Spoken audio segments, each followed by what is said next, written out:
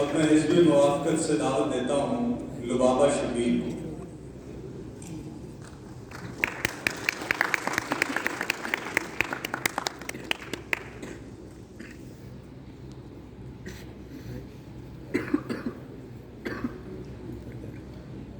انسان کو عمدہ انداز میں پیدا کیا گیا، پھر اسے دنیاوی آزمائش میں ڈال کر زمین پر پھیلا دیا۔ جس نے انسانیت کی غرض و غایت کا ادراک کیا وہ کامیاب رہا، اور جس نے اس کی نفی کی وہ بھٹکتا رہا۔ شکل و صورت میں بظاہر ایک جیسے نظر آنے والے سب انسان انسانیت کے اوصاف حمیدہ سے مزین نہیں ہے صدر اعظم کا۔ افسوس کہ ان میں سے بہت کم انسان اور اکثریت انسانیت کی نفی کرنے میں مصروف ہے۔ وصف انسانیت کے بغیر آدمی حیوان سے بھی بدتر ہے۔ یہ انسانیت ہی ہے جو انسان کو فرشتوں سے ممتاز کرتی ہے۔ انسانیت کا یہ تقاضا ہے کہ خون بشر کو مایہ ارزاں نہ جانا جائے۔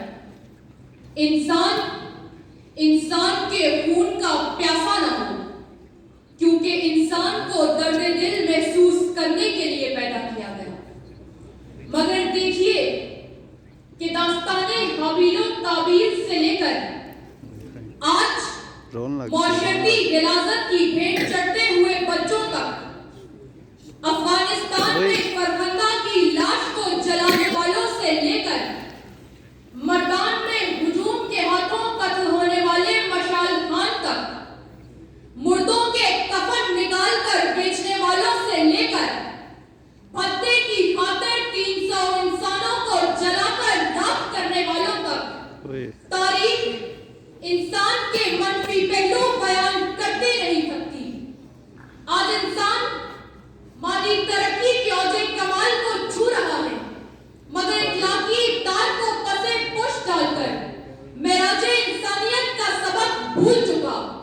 یہی وجہ ہے کہ کشمیر، فلسطین اور یمن میں تہذیب نو کے علم بردار ایسے مظالم ڈھا رہے ہیں کہ انسانیت کا سر شرم سے جھک جائے، مگر اقوام عالم بے حسی اور بے بسی کا نمونہ بنی یہ تماشا دیکھتی ہے۔ زیوکار ہوس ملک گیری اور سرپرستی میں انسان نے کئی علاقوں کو ملیا میٹ کیا، ہستی بستی آبادیوں کو اجاڑ کر رکھ دیا، توپ کے دہانے پر باندھ کر انسان کے پرخچے اڑانے والے اور انسانی لاشوں پر دسترخوان لگا کر محفلیں رقص و سرود برپا کرنے والے کیا کسی طور بھی انسان کہلانے کے مستحق ہیں؟ ہیروشیما اور ناگاساکی پر ایٹم بم گرا کر آن کی آن میں لاکھوں ہم جنسوں کو لقمہ اجل بنانے سے لے کر عراق میں ایٹمی ہتھیاروں کی آڑ میں پرامن اور خوشحال ملک کو تباہ و برباد کرنے تک عالمی قیادت کے دعویداروں نے تصویر انسانیت میں کون سی کسر اٹھا رکھی ہے؟ کہ آج کے مہذب اور ترقی یافتہ انسانوں کی انسانیت یہی ہے؟ کیا ایسے لوگوں کو انسان کہنا انسانیت کی توہین نہیں؟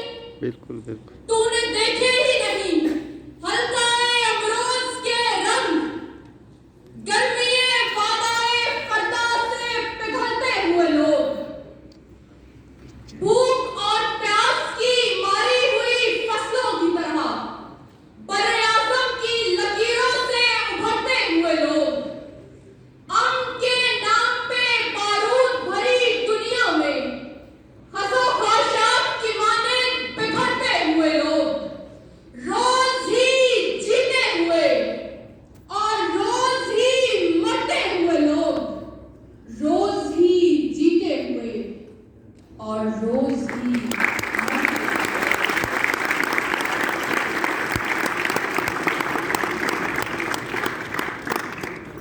صدراعلی وقار، انسان کا یہ وحشی پن جغرافیائی حدود یا کسی مذہب کا پابند نہیں، اس کا تعلق کسی خاص ملک و قوم سے نہیں بلکہ جہاں انسان بستے ہیں وہاں اس کی نفی کرنے والے بھی مختلف ناموں، شکلوں اور صورتوں میں اپنے مکروہ دھندے میں مشغول نظر آتے ہیں۔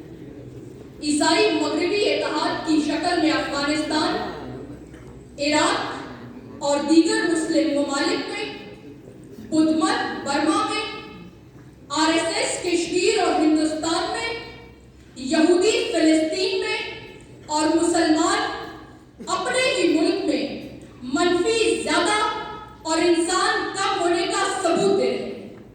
تو اگر